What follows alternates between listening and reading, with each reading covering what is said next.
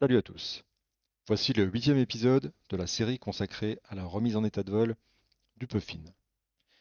L'épisode précédent finissait sur le constat d'une augmentation de masse non négligeable de cet aéromodèle suite à l'ajout de 160 grammes de lest pour le centrer.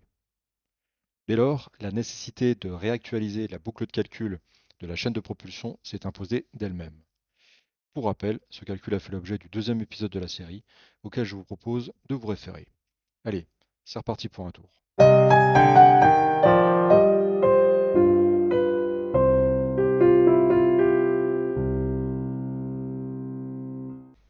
Afin d'éviter toute redondance avec le contenu du deuxième épisode de la série, cette révision de la boucle de calcul de la chaîne de propulsion du Puffin ne traitera que des paramètres en lien avec la masse de l'aéromodèle. En effet, c'est l'évolution de cette valeur qui justifie ce nouveau calcul. Détermination de la puissance minimum du moteur. J'utilise ce tableau qui donne des valeurs indicatives de puissance massique et de vitesse de vol pour différents types d'aéromodèles tels que planeur, avion, avion pour vol 3D et différents types de comportements en vol. Comportement sécurisant, comportement dynamique ou comportement démonstratif. Pour la première boucle de calcul, je vais considérer une masse avion de 0,468 kg. Pour obtenir une puissance massique de 150 watts par kilo, il faut un moteur dont la puissance minimum est de 70 watts.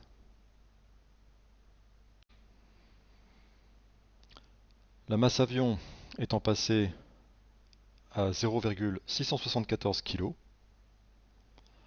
pour obtenir cette même puissance massique de 150 watts par kilo, le moteur devra donc développer au minimum 101 watts.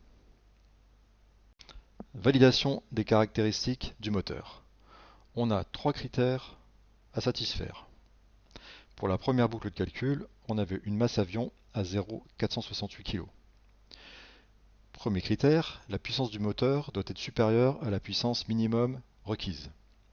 On a un moteur dont la puissance max est de 135 watts. La puissance minimum requise, elle a été calculée précédemment, c'est 70 watts. Ce critère est donc satisfait avec une marge de sécurité de 93%. Second critère, la puissance d'utilisation doit être supérieure à un quart de la puissance max du moteur. La puissance d'utilisation, on va considérer que c'est la puissance requise, minimum, donc 70 watts. Un quart de la puissance du moteur, ça représente 34 watts. Ce critère est satisfait avec une marge de sécurité de 107%. Dernier critère, le poids du moteur doit être inférieur à 1 dixième du poids de l'avion en ordre de vol. Le poids du moteur, c'est 48 grammes. 1 dixième du poids de l'avion en ordre de vol, c'est environ 47 grammes. Ici, on constate que le critère n'est pas tout à fait satisfait. On a une marge de sécurité qui est légèrement négative. Lors de la première boucle de calcul, j'avais considéré que cette situation était acceptable, bien que limite. Passons maintenant à la seconde boucle de calcul avec la masse avion égale à 0,674 kg. Pour le premier critère, la puissance minimum est passée de 70 watts à 101 watts. Ce critère est toujours satisfait, mais la marge de sécurité est réduite de 93 à 34%. Pour le second critère, la puissance d'utilisation est passée de 70 à 101 watts. Ce critère est toujours satisfait et la marge de sécurité a même augmenté. Elle est passée de 107 à 199%. Troisième critère, 1 dixième du poids de l'avion, c'était précédemment 47 grammes. On passe pour la deuxième boucle de calcul à 67 grammes. Cette fois-ci, ce critère est largement satisfait avec une marge de sécurité positive à 29%.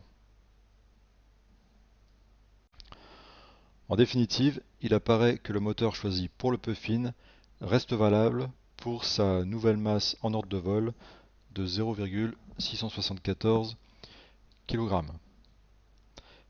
Par ailleurs, il apparaît même qu'il est mieux adapté à cette nouvelle situation, puisque pour 2 critères sur 3, les marges de sécurité obtenues sont supérieures à celles que l'on avait précédemment.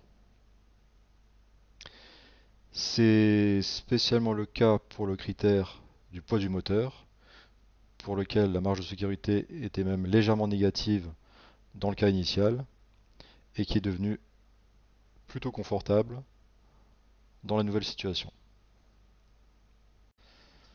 Détermination de la puissance massique maximum. Pour la première boucle de calcul, on avait une puissance moteur maximum de 135 watts et une masse avion de 0,468 kg, ce qui amène une puissance massique de 288 watts par kilo. Pour la deuxième boucle de calcul, la puissance moteur maximum c'est toujours 135 watts, la masse avion est passée à 0,674 kg, ce qui fait une puissance massique de 200 watts par kilo. Si l'on se réfère au tableau des comportements en vol, on voit que initialement on était sur un comportement en vol de type très démonstratif et qu'avec l'augmentation de masse, on est passé à un comportement en vol simplement dynamique, mais qui conviendra certainement mieux au Puffin. Validation des caractéristiques de la batterie. Il y a un critère à satisfaire qui est lié au poids de la batterie. Il faut que le poids de la batterie soit inférieur à un quart du poids de l'avion en ordre de vol. Dans le cadre de la première boucle de calcul, c'est-à-dire avec la masse avion à 0,468 kg, ce critère n'était pas satisfait. En effet, la batterie pèse 152 grammes et un quart de la masse de l'avion en ordre de vol, c'est 120 grammes. Donc là, on avait même une marge de sécurité négative à moins 27%. Alors à l'époque, j'avais validé cette situation, bien qu'elle était quand même très limite. Si l'on considère maintenant la masse avion à 0,674 kg, on voit que ce critère est satisfait. En effet, la batterie pèse toujours 152 grammes. Par contre, le quart de la masse de l'avion en ordre de vol s'élève maintenant à 169 grammes. Donc on a même une marge de sécurité positive de 10%. Finalement, le fait que la masse de l'avion est augmentée est favorable à la validation de la batterie. Validation des caractéristiques de l'hélice. Cette fois, le paramètre qui prévaut est lié à la traction d'hélice avion arrêté, qui est noté TH. Il faut que TH soit supérieur à la moitié du poids de l'avion en ordre de vol. Alors, si on se place dans le cadre de la première boucle de calcul, c'est-à-dire avec une masse avion égale à 0,468 kg, on a la moitié de la masse de l'avion qui fait 234 grammes. Or, la traction fournie par l'hélice du Puffin est de 279 grammes. Donc dans ce cadre-là, le critère est validé avec une marge de sécurité de 19%. Passons maintenant à la seconde boucle de calcul avec la masse avion à 0,674 kg. Donc on a la moitié de la masse avion qui est égale à 337 grammes. Or, TH est toujours égal à 279 grammes. De ce fait, le critère n'est plus satisfait et on a une marge de sécurité de moins 17%. Il est donc clairement établi que l'hélice du Puffin telle qu'elle est actuellement définie ne fournira pas suffisamment de traction. Le problème, c'est que la valeur de la traction disponible constitue certainement un des paramètres les plus critiques dans le dimensionnement de la chaîne de propulsion. Il faut donc trouver une solution pour améliorer cette situation. Heureusement, on peut facilement augmenter la valeur de la traction de l'hélice avion arrêté en changeant d'hélice.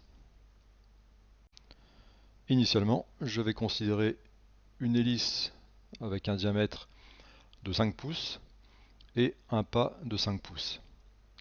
Or, la traction de l'hélice avion arrêté dépend directement de ces deux paramètres.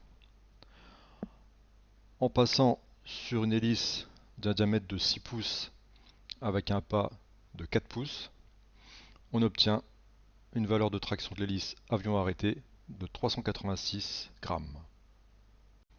Dans ces conditions, le critère est maintenant satisfait avec une marge de sécurité de 15%.